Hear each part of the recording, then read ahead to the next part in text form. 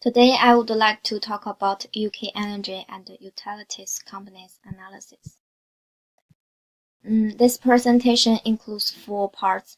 First part is a brief introduction of the study, then the key concepts of the business analysis are reviewed. The third part shows the results of business analytics. The final part is the recommendations and the conclusion.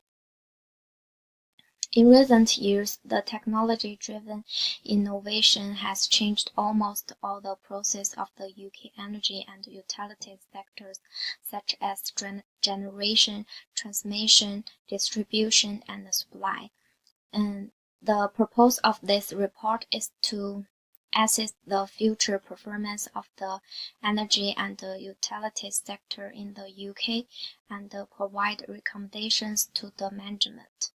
The analysis is achieved based on the sample data of 20 UK companies in the energy and utility sector.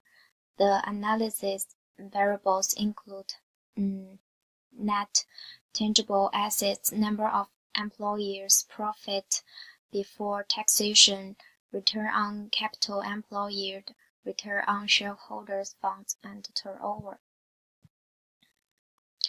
Research on business analytics skills and making decisions. Business analytics refers to the strategies and technologies used to analyze the past business data and to make best business decisions.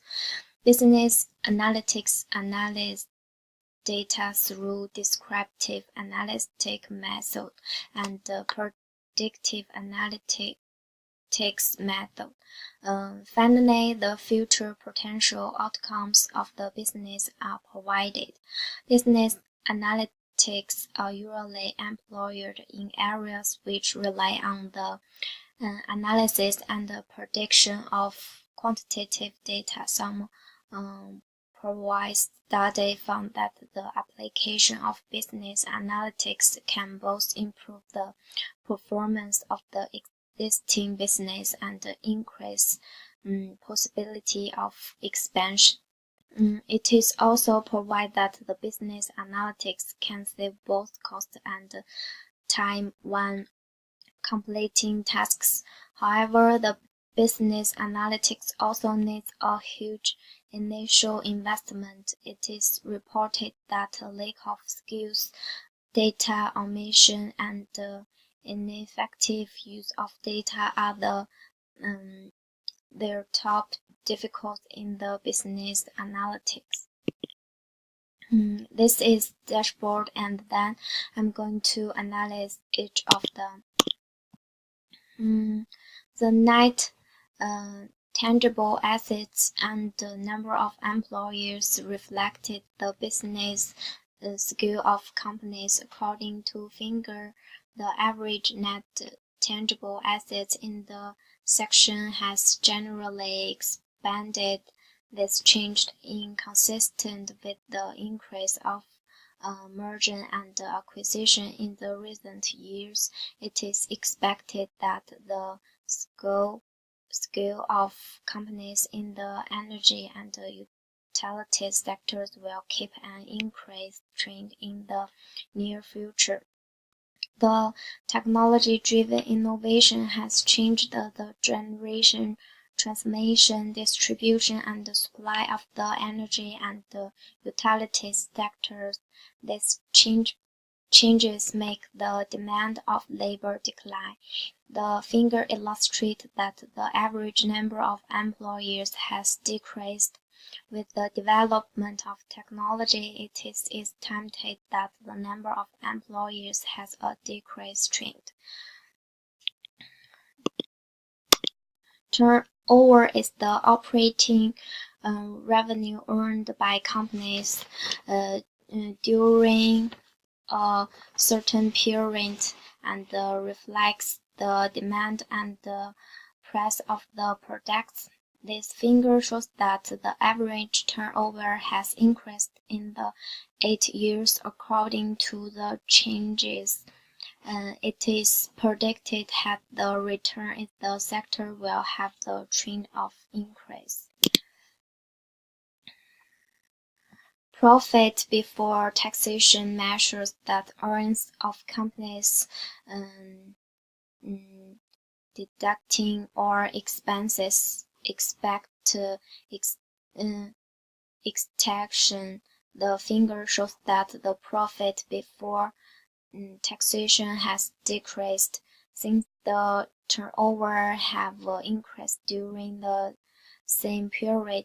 The reason is that the expenses of the sector have largely increased. Considering these factors, this is predicted that the profit before taxation in the sector has decreased trend.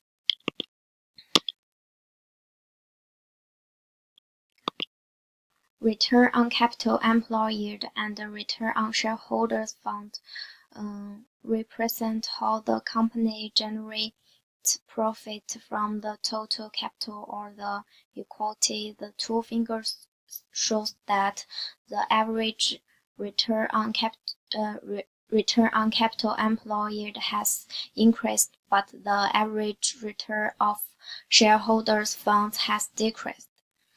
This change means that the companies have paid higher to debaters. Therefore, it is estimated that the profitability of the sector has an increased trend, but the rate of return of investors has a decreased trend. Correlation shows how the degree to which two variables related with each other. According to the table of correlations, there are 5 pairs of variables have significant relationship under 95% confidence level in details. Profitable before taxation and net tangible assets are significantly and positively related. Similarly, turnover is positively related with net tangible assets and profit before taxation. In addition, return on shareholders' funds is positively relative with profit before taxation and return on capital employed.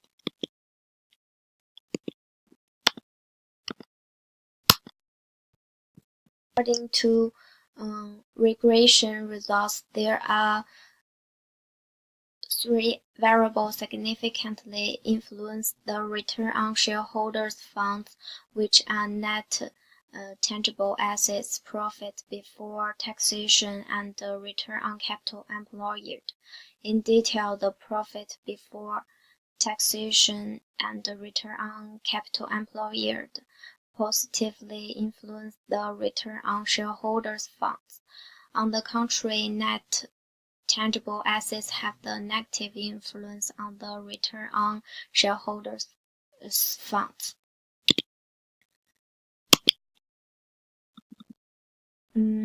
Based on business analytics, this analysis examines the performance of UK's energy and utilities companies.